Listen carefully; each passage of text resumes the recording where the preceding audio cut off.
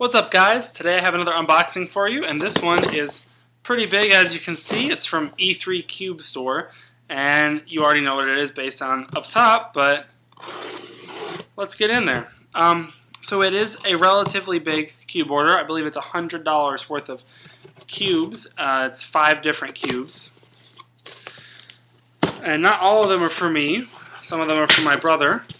And I will leave a link in the description right down there to his YouTube profile. So one thing I've noticed about E3 Cube Store is they don't tend to have any packaging, like any padding material in their boxes. I don't know if that's just whatever. It's never been a problem. I've never gotten any damaged cubes from them, but usually there's, bubble wrap or something in here, and the few orders I've gotten from them, the cubes are just loose in here. So let's get started. First, this is my Cubic Cube for You 3x3x5 puzzle. Now, I do not have a 3x3x5, but I have had to solve a 3x3x5 analog because of the cuboids that I have, so I'm confident that I'll be able to solve this with no problem. So here it is. It's got a very nice feel. It feels just like the other Cube for You puzzles I have, like my 3x3x7. Although this one almost has a little drier of a feel. It almost feels the way that Shapeways puzzles sound, although I don't have any of those. It's interesting. My Cube for You 3x3x7 has that dry, scrapey feel. It's very light. It doesn't take much effort to turn, but it just makes that sound, and it has like a very dry, frictiony feel. But my Cube for You 3x3x4 doesn't really. However, that one's very springy, and this one is sort of a combination. This one is very loose, very springy, but it does have the same dry feel to it. So yeah, all the layers turn really easily. They all have that slight amount of dry friction, but I'm going to lube it up and it's going to be even better. The main reason I got this, or the main reason I haven't gotten one of these before, though, is because I don't really like cubic cuboids, like the 3x3x7 and the 3x3x5, where it's smushed so that it ends up being cubic. I like proportional cuboids, not just because they shapeshift, just because I like having that proportionality to it. But I got this because I'm going to be doing Crazy Bad Cubers half proportional mod. So that's going to be fun. I'll give you a little bit of corner cutting. If you turn one of the little top layers, it can corner cut pretty well, almost a full cubie there. That it has a little trouble with, but if I do the top two, it can cut even better. And if I do it from the side, yeah, it's pretty snappy. So all in all, this is not a bad puzzle. It's got a really light, airy feel. It's very springy and snappy, and it definitely would be a lot of fun to solve. So next, well, I bought a second 3x3x4. Now, I already have a Cube for You 3x3x4, but I bought the second one to do the half proportional mod, and I didn't want to get rid of, oh man, the box tore. Oh no. I didn't want to lose my existing 3x3x4, so I bought a second one. Now this one, just like the 3x3x5 you just saw and my other 3x3x4, comes out of the box very light and easy to turn and super springy. The 3x3x4s, they tend to be a little too loose out of the box. Like, you can just pop pieces out like they're nothing, and they'll almost pop on you sometimes when you're trying to play with it. So with my other 3x3x4, I had to tighten it up a little bit. But now it's super light and super easy and awesome. These cubes are all very snappy and springy, and they can cut quite a bit. Yeah. Yeah, that's a little too much. This is so loose. This one is interesting, though. My first Cube for You 3x3x4 didn't seem to have any of that dry, frictiony feel, but this one does. So, oh well. So I'm going to take these two puzzles and make them into the half proportional mod, and so look for a video of that. I'll probably put that video up tomorrow, on Thursday, June 21st. So this is the last of the cubes that are mine out of this order. This is the Lan 5x5.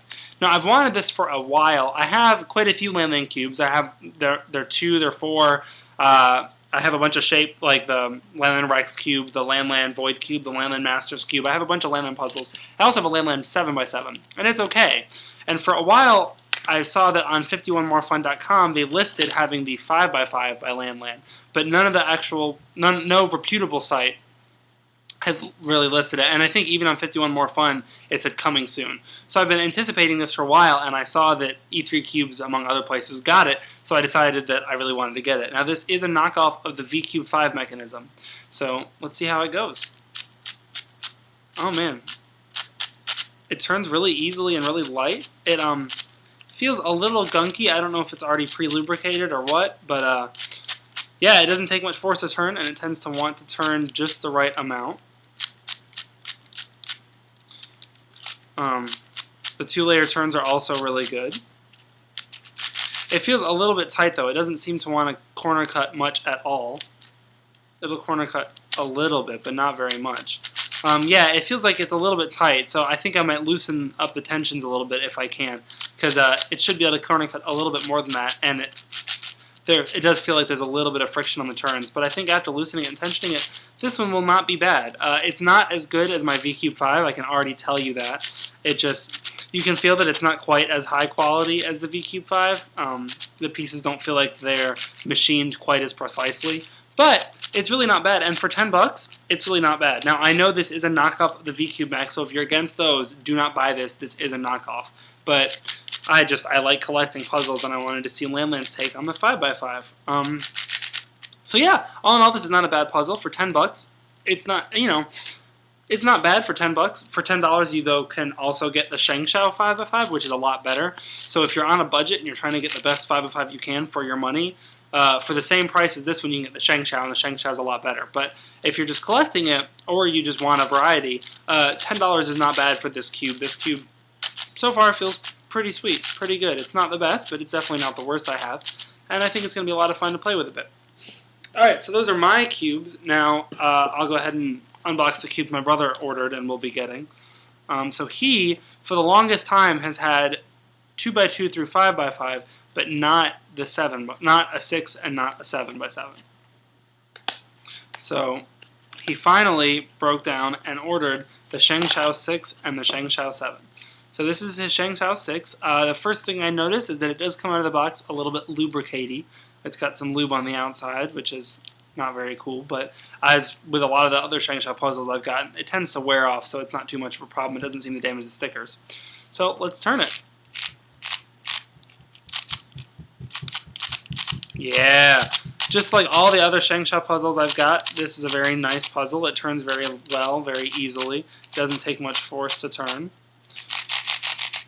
And ShengShou puzzles do not lock up in the internal mechanism like V-Cubes do. Yeah, so this is actually a really good cube. I have two white ShengShou 6s, and after some lubricating and tensioning, they're both pretty good. I think this one actually comes out of the box better than they came out of the box. This one's already very well tensioned and very well lubed, and it's tight enough that it holds together, but it's loose enough that it still can turn easily and it can still cut corners a little bit. So I don't know if it's because of the difference in plastic or if just this cube itself just happens to come out of the box better, but this is definitely a nice 6x6.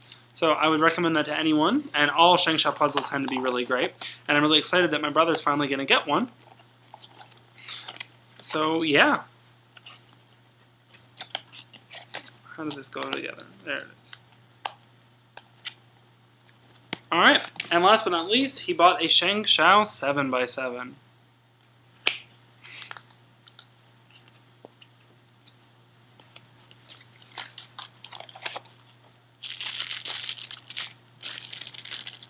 Now, like the ShengShou 7 that I have and the ShengShou 8 that I have, it comes in plastic in the box. So that's kind of weird. But here it is. It's also very lubricatey on the outside. But just like mine, it turns so awesomely. Yeah, it turns really nicely. The ShengShou 7, I think, is probably their best turning puzzle. It feels like it takes no effort to turn. It feels like it's turning against smooth plastic instead of turning against all the other pieces it has to turn against. And it's that smooth all the way through all the layers. It's just a really, really well-made, high-quality cube. And I'm really impressed with it.